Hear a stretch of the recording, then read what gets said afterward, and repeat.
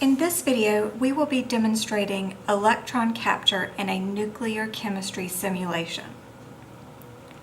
The element that we have created using our simulation cards is boron with a mass of 8. We know that this is the element boron because there are 5 protons, and we know that it is boron with a mass of 8 because the 5 protons have 3 neutrons with them.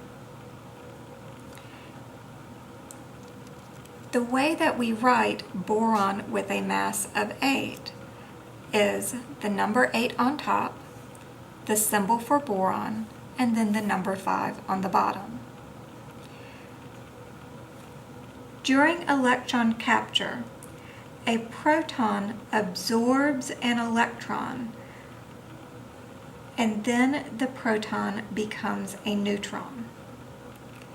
So the way that we would simulate this with our cards is we would take a card representing an electron and we would add that card to our proton. Then the proton would become a neutron.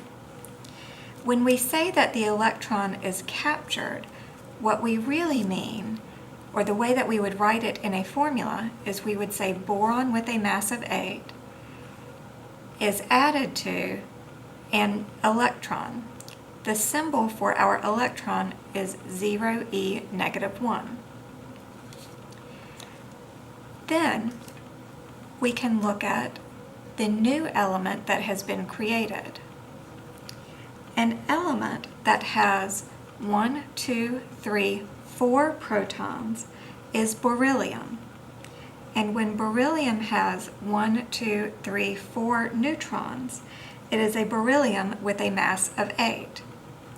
The symbol for beryllium with a mass of 8 is 8, the symbol for beryllium, and then 4 on the bottom.